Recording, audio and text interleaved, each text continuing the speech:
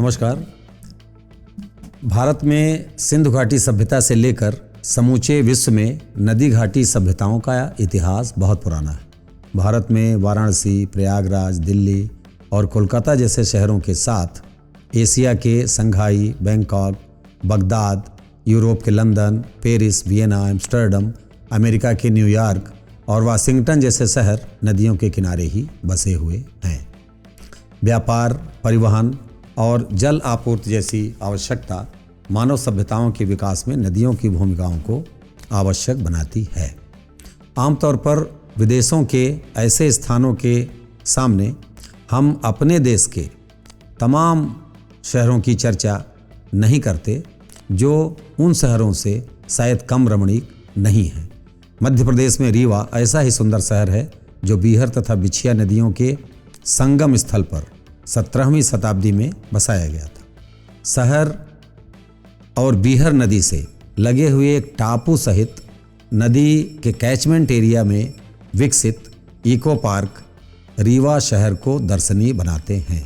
Eco park के अंदर बच्चों के लिए झूला तथा विभिन्न प्रकार की खेल संबंधी व्यवस्थाएं की गई हैं। यहाँ पर एक पुराना शिव मंदिर था जिसे अब अत्यंत आकर्षक बनाया जा चुका है। हरे भरे मैदानों के साथ सलीके से लगाए गए वृक्ष तथा बांस और लकड़ी के बने हुए शेल्टर हाउस यहाँ की रमणीयता को और भी बढ़ा देते हैं। यहाँ बड़े क्षेत्र में बना हुआ वाटर पार्क गर्मी के दिनों में शहरवासियों को बरबस ही अपनी ओर आकर्षित करता है। बड़े शहरों के किनारे स्थित नदियाँ जहाँ प्रदूषित हो चुकी हैं, वहाँ रीवा जिस बीहर नदी की गोद में बसा हुआ है उसका जल अपेक्षाकृत बहुत साफ सुथरा है। इसके किनारे प्राकृतिक रूप से उगे हुए पौधे, चट्टानें तथा झरने इसे अत्यंत आकर्षक बनाते हैं।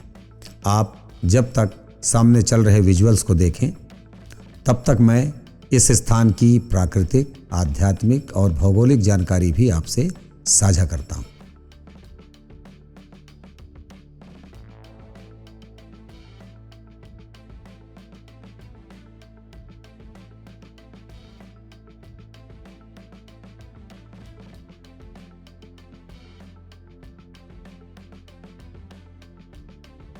गुड़ के पास से निकलने वाली बिछिया तथा अमरपाटन के पास से निकलने वाली बीहर नदियाँ रीवा में आकर एक हो जाती हैं, जिन्हें आगे बीहर नदी के नाम से जाना जाता है। इसी संगम स्थल पर स्थित है रीवा का विशाल किला और महामृत्युंजय मंदिर। इसी के किनारे पंचमठ धाम में संत ऋषि कुमार का आश्रम है।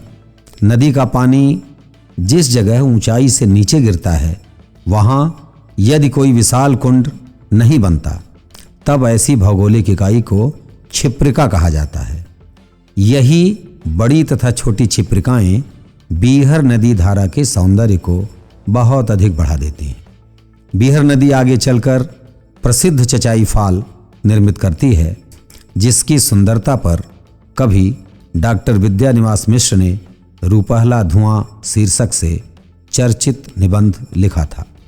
नदी के किनारे राजघाट, बाबा घाट, सिटी कोतवाली घाट जैसे सुंदर घाट बहुत पुराने समय से निर्मित हैं, जो शहर वासियों के लिए स्विमिंग पूल का कार्य करते हैं।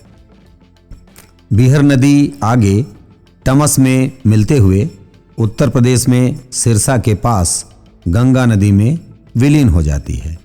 बीहर नदी आगे बढ़ते हुए रीवा के प्रसिद्ध स्वतंत्रता संग्राम सेनानी श्याम शाह के गांव खमरिया के साथ आगे टमस नदी के रूप में गहरवार वंश की कोहनार गढ़ी जैसे तमाम ऐतिहासिक स्थलों की कहानियों को समेटे हुए आगे बढ़ती है। रीवा शहर के साथ इस सुंदर से इको पार्क पर चर्चा में आज बस इतना ही। बने रहिए हमारे साथ, कीजिए हमारे चैनल को लाइक, शेयर और सब्सक्राइब। जय हिंद।